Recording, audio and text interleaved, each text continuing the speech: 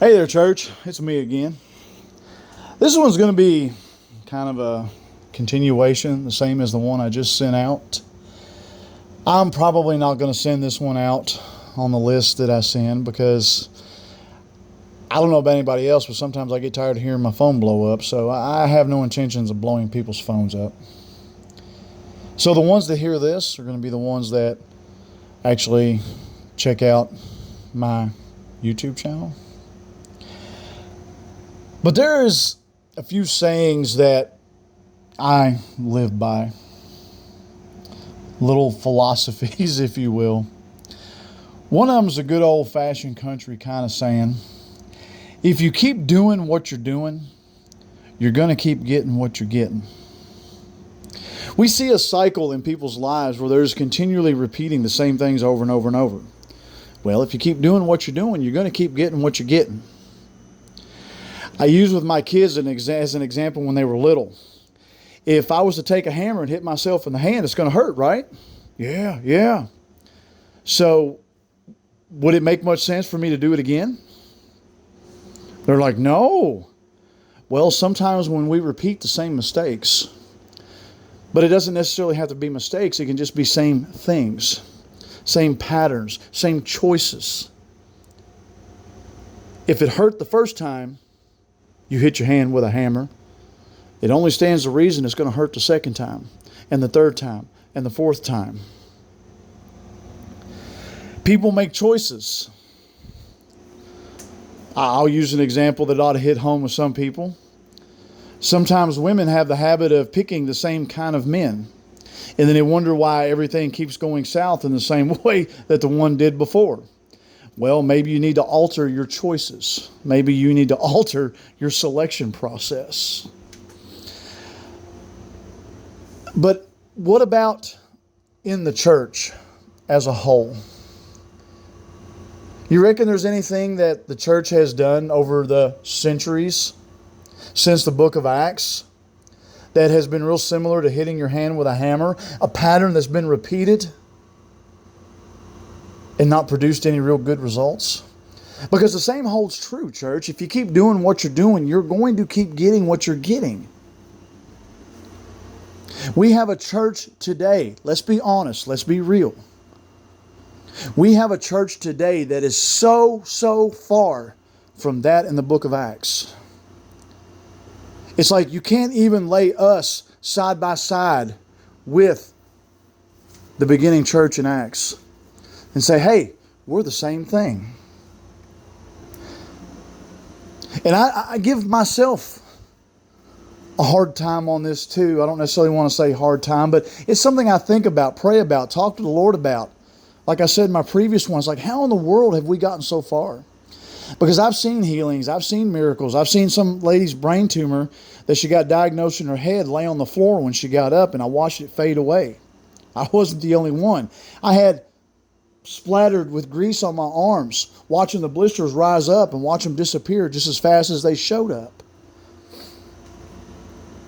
I've seen devils cast out. I've cast out devils. I'm talking non-manifestation, and I've actually seen some manifestations. And I could go on listing other things that I've seen that I know has happened. But even that is a far cry from what we see in the book of Acts. And again, it's like, Lord, how have we fallen so far from that? Well, if we keep doing what we're doing, we're going to keep getting what we're getting. In life, if we get tired of repeating the same patterns, we need to alter what we're doing. And one mistake, and yes, I call it a mistake. It is a mistake. It's for the church to continue doing things the way they're doing it. We don't need more ministries. We don't need more outreaches. We don't need new buildings. We don't need new funds. We don't need new t-shirts. All this stuff we're doing is just the same old stuff. And if we keep doing what we're doing, we keep getting what we're getting. Just in the last year, there's been 3 different congregations locally that I know of that have split off from where they were. The reasons for it are irrelevant, honestly. It's going to be the same old thing: hurt feelings, pride, ego. We can do it better. We don't like the way they're doing things. They're unreasonable, blah, blah, blah. It's the same old drama. The point is it keeps happening. People talk about unity out one side of their mouth, but they've got brand loyalty coming out the other side of their mouth. I'm just being real. Somebody can try to tell me I'm incorrect on this, but I've had that happen and they end up just getting blue in the face because they get mad. Why? Because I think deep down they know inside they're screwing up. But there's so many different things that weigh on people. You've got pastors who are employed. And I know bunches of them. And they are subject to the whims of the people who truly run the congregation. And they know in the back of their mind, they know the thought's there, that if they go too far, they will fire their butts. So who are they to decide what God does in an individual and what God doesn't do? See, part of this faithfulness and trust that we're supposed to have in God, excuse me, is that no matter what the circumstances, we keep trusting in Him. Job, Joseph, Moses, David, Solomon, Samson. I can go on and on and on and on and on. People who dealt with some stuff. People in situations, people doing things that, David and Bathsheba. Oh my gosh, that kind of behavior is just not tolerated in the church structure and the church culture today, is it? Somebody messes around, they're no longer qualified to be a man or woman of God. Oh no. We can't have that kind of stuff going on. Couples have a little miff with each other. Maybe it's a big little tiff. Having marital problems. Well, we can't have them in ministry. We got to step them down. Who do you think you are? Did God tell you to step them down? Or is that just your manly interpretation of what Scripture says? Or is that you just stroking your plumage because you think you got some kind of power? You see, I understand authority. I understand leadership all too well. That was my career. And I could sit and go on and tell some stories about decisions I made as a manager that put my neck on the line, that put my job, my career on the line, because I was protecting the individual. Because they made a mistake. But man is so quick to condemn. But the Bible tells me that there's no condemnation for those who are in Christ Jesus. I ask people from time to time when they point things out about things others have done. I'm like, so have you thrown a rock at them yet? Have you stoned them yet?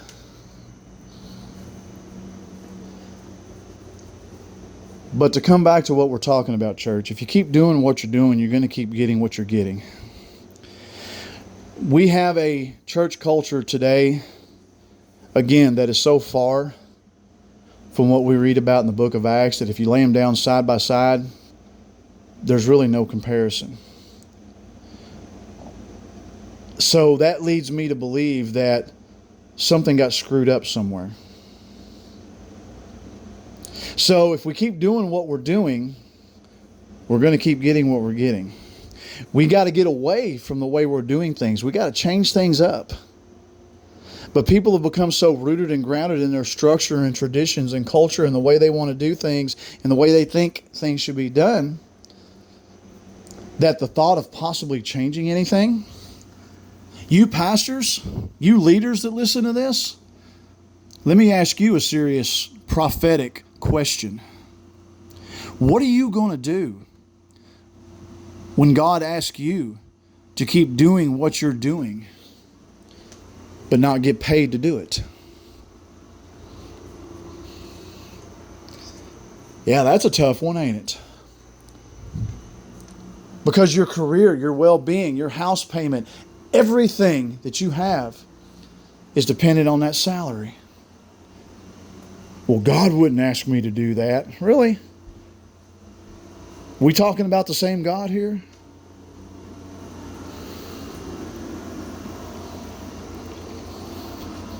I've said this before. I know some people look at me differently because I don't have a congregation.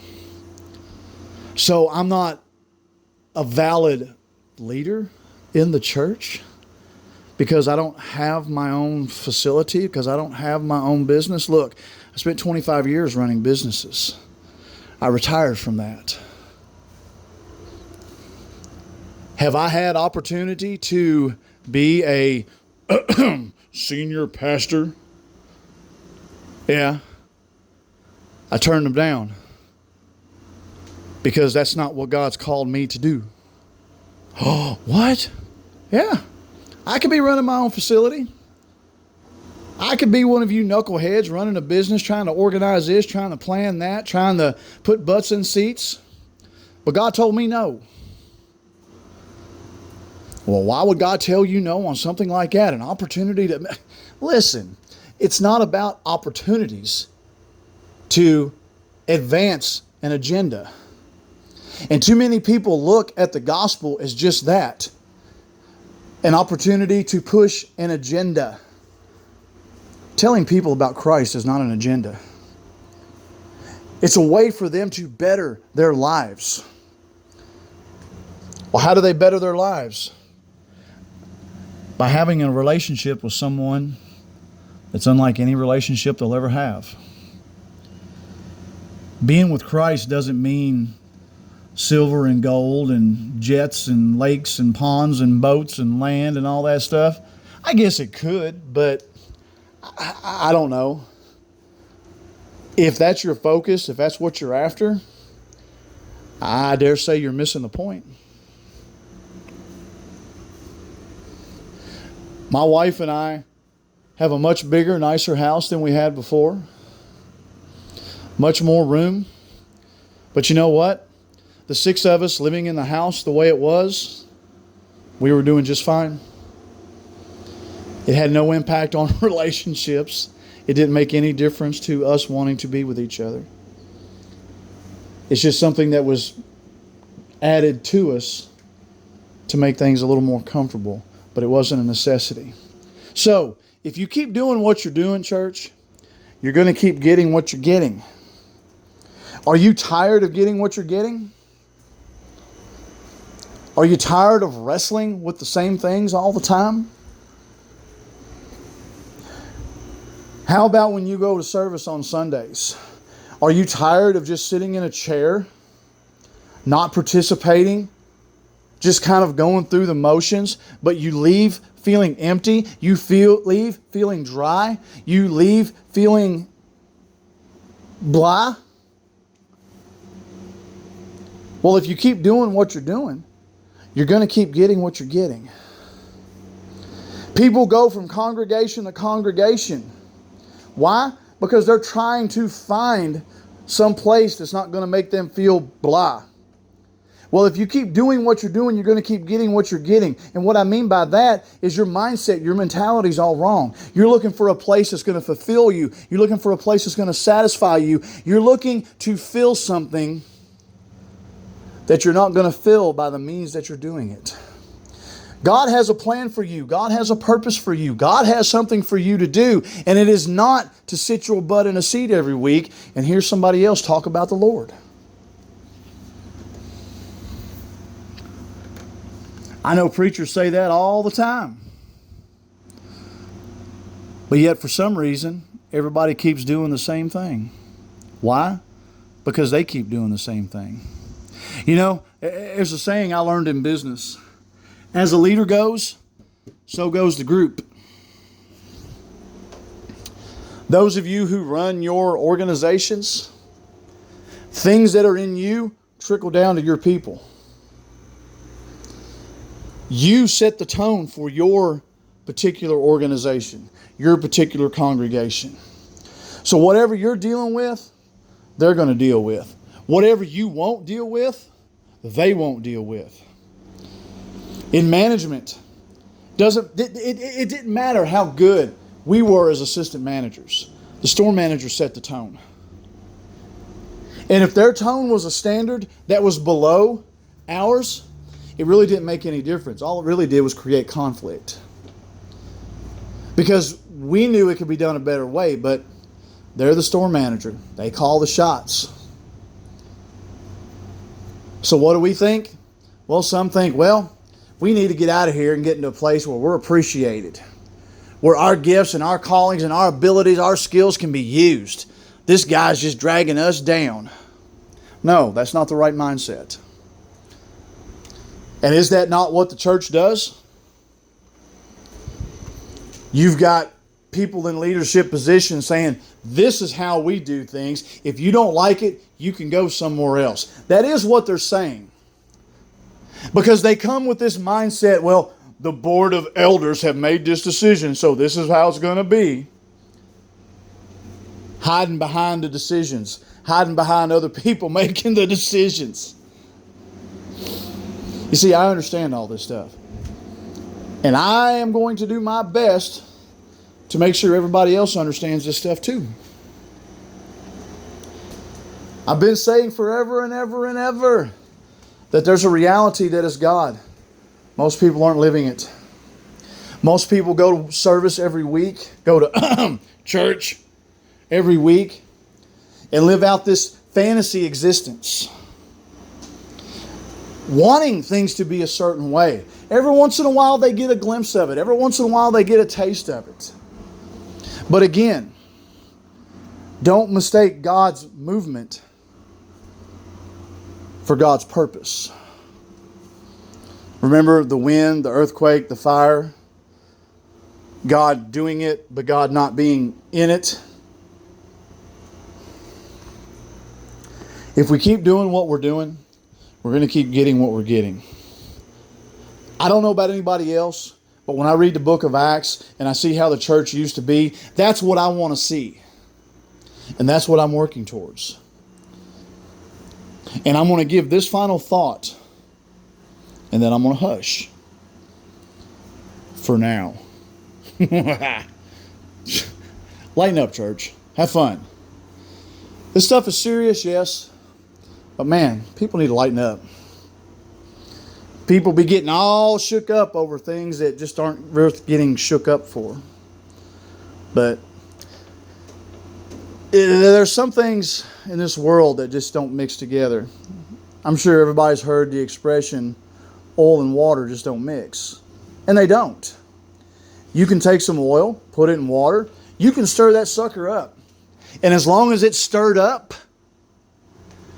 you might actually have the illusion that they're mixed together. But what happens the moment things settle down? They instantly separate. Well, I want to mix together. So you can stir. You can stir it all you want. You can even put you a blender on that sucker, mix it, whip it up. But the moment you stop stirring it up, it settles and it separates. And you see it for how it actually is. Two different things that cannot be mixed together. The church culture, the way it is today, is the oil. God's pattern, the way He designed things to go, that's the water. Listen to me. You can stir those two things together all you want. And as long as you keep stirring, you're going to have the illusion that they're one thing. But the moment things settle down, they separate and you see the reality. Why do you think people are always looking for the big bang? Why do you think everybody's always wanting God's presence and such power? Because they want things stirred up. They keep doing this differently. They keep trying this. They begin that. They want to see God move. But y'all, you're trying to mix things that weren't meant to be mixed together.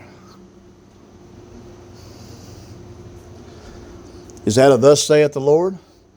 I don't know. Maybe. As always, I just want to see everybody grow.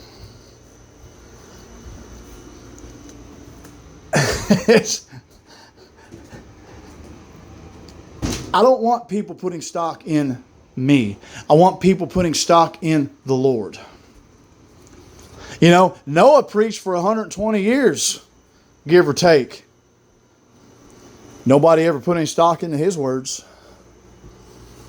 And I could go on listing other examples of people in the prophetic that were speaking God's word that was contrary to the way they were doing things, contrary to what their natural minds knew. And they got poo-poo too. So I don't care about that. There was a time where I did, but that time has passed.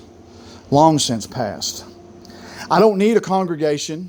I don't need to be a leader of a facility. I don't need to have some NBA basketball arena and turn it into a mega church to be a viable voice for God. I am a viable voice for God. The problem isn't the voice and whether it's viable. The problem is people's ears and whether they're viable. Yeah. Yeah. Love you all.